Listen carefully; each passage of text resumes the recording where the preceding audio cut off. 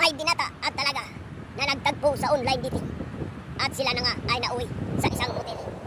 Pagkatapos ng sagutan ng kanilang paglabing-labing, di pa rin sila tumatayo sa kama at hawak-hawak ng babae ang itlog ng lalaki.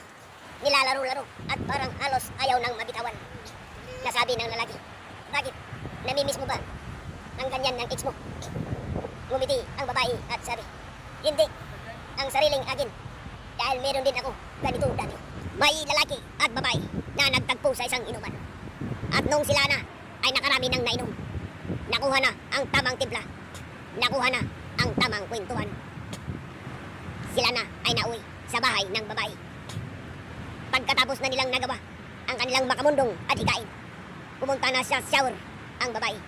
Pagkabalik niya, nakita ang lalaki na parang tulala na pinagmamasdan ang larawang nakasabit. Tanong sa babae, sino ba to? Ex mo ba to? Ngumiti lang ang babae. Sino? Ba't di mo sabihin? Kapatid mo ba to? Sumagot ang babae at sabi, grabe ka namang makapagsilos. Hat na hat kang magsilos. Ako yan, bago ang surgery. May isang babae na nabadtrip sa kanyang asawa. Siya na ay pumunta sa isang inuman. May nakita siya na isang matipunong lalaki. Gwapo nga at maskulado pa. Nilapitan niya ito at sabi, cheers! At sila nga ay nag-cheers.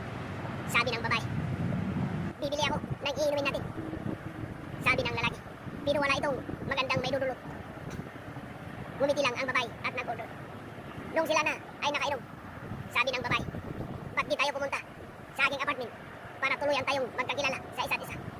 Sumagot ang lalaki at sabi, pero wala itong magandang may dudulot. Hinila na ng babae at sila ay pumunta sa kanyang apartment. At nung sila ay nasa bahay ng babae, sabi ng babae, alam mo, ikaw ang gustong-gusto kong magiging asawa. Ikaw ang tipo ng lalaki na gustong-gusto kong ipalit sa aking asawa. Sumagot ang lalaki at sabi, asan na ba kasi siya? Gusto ko siyang makita. May isang babae sa taas ng matayog na tulay. Sumigaw siya at sabi, sawang-sawa na ako sa buhay ko. Gusto ko nang magpakamatay. Narinig ito ng matandang natutulog sa ilalim.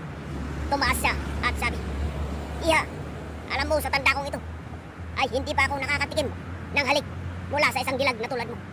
Baka naman pambigyan mo ang aking kahilingan na bago man lang ako mamatay, ay makatikim ng halik mula sa isang tulad mo. At yung ay pinambigyan ng babae. Nung sila ay nagkaroon ng mainit na halikan at mahigpit na yakap-yakapan, natanong na ng matanda, iha, bakit ka pala magpapakamatay? Sayang naman ang buhay. Ang batang-bata mo pa at ang gandang-ganda mo pa naman. Sumagot ang babae at sabi, sina mama at papa, nagagalit pag ako'y nagpapalda. Si Orlando ay isang gwapo't maskulado. Sawa na daw siya sa buhay sa syudad.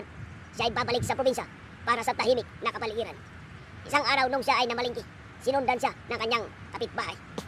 Nasabi nito, pare, ako nga pala ang nakatira sa bahay na yun. Inaanyayahan kita sa Biyernes ng gabi. Magkakaroon tayo ng party. Ngumiti si Orlando at sabi, ay, salamat naman. Matagal-tagal na rin hindi ako nakaka-attend ng party. Kaya't ipaghanda mo, yang batuta mo. Kasi magkakaroon tayo ng matinding laban pagkatapos ng inuman. Ay, buti naman. Kasi matagal-tagal na rin hindi naaasa itong aking espada. Oh, sige, antay na lang kita doon. Biyernes ng gabi. Bago tuluyang umalis, itong lalaki. Natanong ni Orlando, siya nga pala, anong damit ang aking susuotin? Ay, bahala ka. Dadalaw lang naman tayo.